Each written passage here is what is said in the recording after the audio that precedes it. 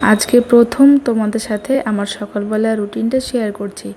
আজকে আমি অনেক সকাল সকাল ঘুম থেকে উঠে পড়েছিলাম, মানে ওই সকাল 5টা 5:30 নাগাদ। কারণ বরের তখন ডিউটি ছিল, তাই তখন একবার ঘুম থেকে উঠে ওকে ব্রেকফাস্ট রেডি করে দিয়ে তারপর আমি শুয়ে পড়েছিলাম। তারপর যখন আমি ঘুম থেকে উঠলাম তখন বাজে সকাল 9টা কি 9:10। আমি একটু দেরিতেই ঘুম থেকে উঠি, এত সকাল সকাল আমার ঘুম থেকে ওঠার অভ্যেস নেই। আর সত্যি কথা বলতে সকাল সকাল ঘুম থেকে উঠলে আমার প্রচণ্ড মাথা ব্যথা করে, তাই আমার যথেষ্ট ঘুম হওয়ার পরে আমি ঘুম থেকে উঠি। তারপর শুরু হয়ে যায় আমার যুদ্ধ, মানে আমি তাড়াহুড়োতে সব কাজ করতে হয়। তারপর আমি এখানে ঘুম থেকে উঠে ড্রেস চেঞ্জ করে ফ্রেশ হয়ে তারপর চলে গেলাম সোজা রান্নাঘরে, কারণ আমাকে এবার ব্রেকফাস্ট করতে হবে।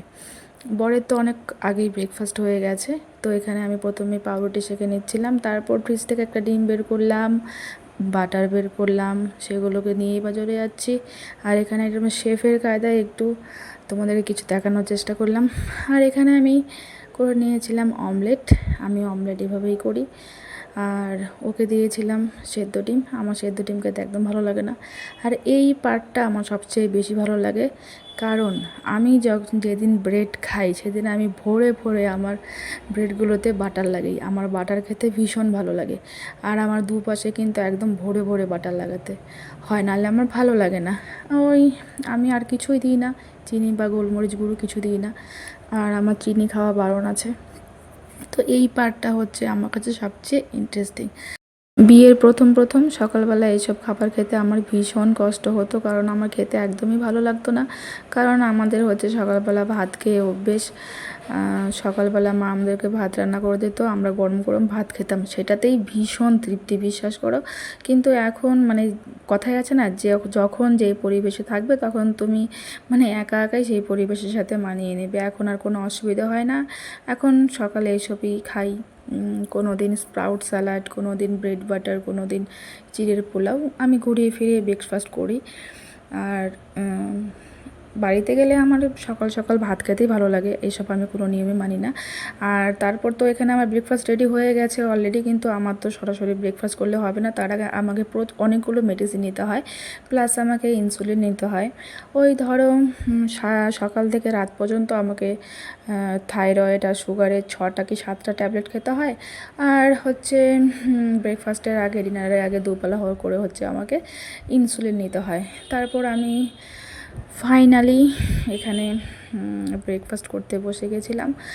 তোমরা আমার মুখ দেখে বুঝতে পারবে আমার মানে ব্রেড বাটার খেতে ভালো লাগে না। এখন তাও কিছুটা ভালো লাগে, আগে তো একদমই ভালো লাগতো না। আর সবচেয়ে খারাপ লাগে আমার কাছে দুনিয়ার জঘন্যতম খাবার হচ্ছে দুধ।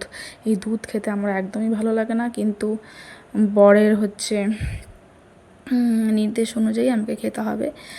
তো আর তাই অল্প একটু খাই, বেশি খাই না। কারণ এসে যদি আবারও ফ্রিজে মানে খাবার দেখতে পাই, মানে যেগুলো আমার খাওয়ার কথা ছিল আমি খাইনি, তাহলে কিন্তু ভীষণ চিৎকার চেঁচামেচি করবে। তাই আমি অল্প খেয়ে আর অল্প ফেলে দিয়েছি। তো ব্রেড বাটার কলা এসব খাওয়ার পর অল্প একটু মানে একটা আপেল কেটে নিয়েছিলাম। ফলটা আমি সকালে খাওয়ারই চেষ্টা করি, আর দুপুর বা সন্ধেবেলা আমার ফল খেতে একদমই ভালো লাগে না। তো এখানে আমি সত্যিই মানে ব্রেড চিবোতে চিবোতে আমার মানে দাঁত ব্যথা হয়ে যাচ্ছিলো, আমার খেতে একদমই ভালো লাগছে না। কবে যে মার কাছে বাড়িতে যাব আর গিয়ে সকাল সকাল ভাত খাবো, মানে উফ, সেটা আর আমি মানে আমার ভয়েস ওভার দিতে গিয়ে আমার জিভ দিয়ে জল বেরিয়ে যাচ্ছে। আর এখানে আমার চুলের অবস্থা দেখো, 2 দিন পরে আমি টাকলাই হয়ে যাব।